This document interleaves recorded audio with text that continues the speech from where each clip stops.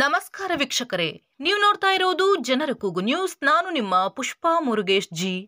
ಮುದ್ದೇಬಿಹಾಳ ತಾಲೂಕಿನ ಕಂದಗನೂರು ಗ್ರಾಮದಲ್ಲಿ ಜಾನುವಾರುಗಳನ್ನು ಕೊಂದಿರುವ ಕಾಡು ಪ್ರಾಣಿ ಪತ್ತೆಗಾಗಿ ಪ್ರಾದೇಶಿಕ ಸಾಮಾಜಿಕ ವಲಯ ಅರಣ್ಯಾಧಿಕಾರಿಗಳ ತಂಡ ಸತತ 3 ದಿನಗಳಿಂದ ಸ್ಥಳದಲ್ಲೇ ಬೀಡು ಬಿಟ್ಟಿದ್ದು ವಿವಿಧ ಕಾರ್ಯಾಚರಣೆಗಳನ್ನು ನಡೆಸುತ್ತಿದ್ದಾರೆ. ಪ್ರಾದೇಶಿಕ ಅರಣ್ಯ ಇಲಾಖೆ ಅಧಿಕಾರಿ ಬಸನಗೌಡ ಬಿರಾದಾರ್ ನೇತೃತ್ವದಲ್ಲಿ ಕಾಡು ಪ್ರಾಣಿ ಸೆರೆಗೆ ಮಂಗಳವಾರ ರಾತ್ರಿ ಕ್ಯಾಮೆರಾ ಅಳವಡಿಸಲಾಗಿದ್ದು, ಬೆಳಗ್ಗೆ ನಾಯಿಯೊಂದು ಬೋನಿಯೊಳಗಡೆ ಬಿದ್ದಿರುವುದು ಕ್ಯಾಮೆರಾದಲ್ಲಿ ಸೆರೆಯಾಗಿದೆ. ಬುಧವಾರ ಡ್ರೋನ್ ಕ್ಯಾಮೆರಾ ಮೂಲಕ ಕಾಡು ಪ್ರಾಣಿ ಪತ್ತೆಗೆ ಅಧಿಕಾರಿಗಳು ಕಾರ್ಯಾಚರಣೆ ನಡೆಸಿದರು.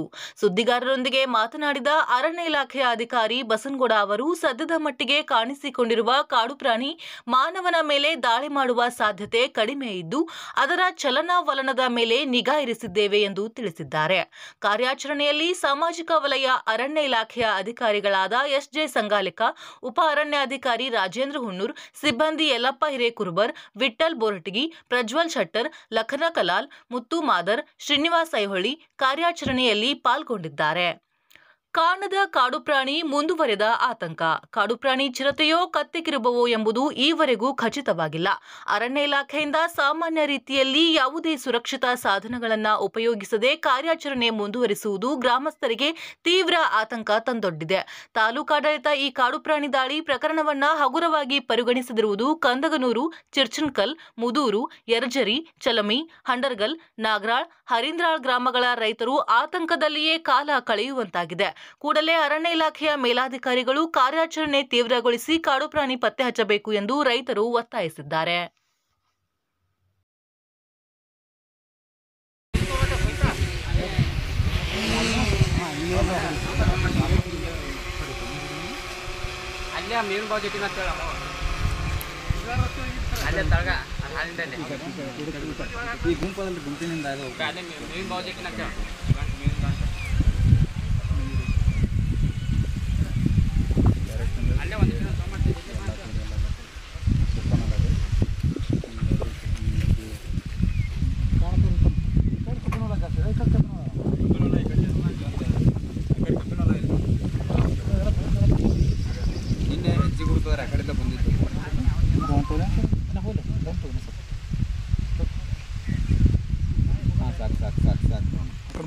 ಫ್ರಂಟ್ ಮೂವ್ ಮಾಡಿ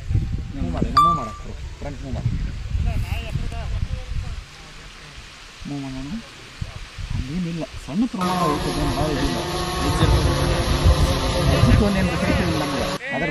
ಎಲ್ಲರ ನೋಡಕ್ಕೆ ನಾವು ಇನ್ನಷ್ಟು ಸುದ್ದಿಗಾಗಿ ನೋಡ್ತಾ ಇರಿ ಜನರ ಕೂಗು ಯೂಟ್ಯೂಬ್ ಚಾನಲ್.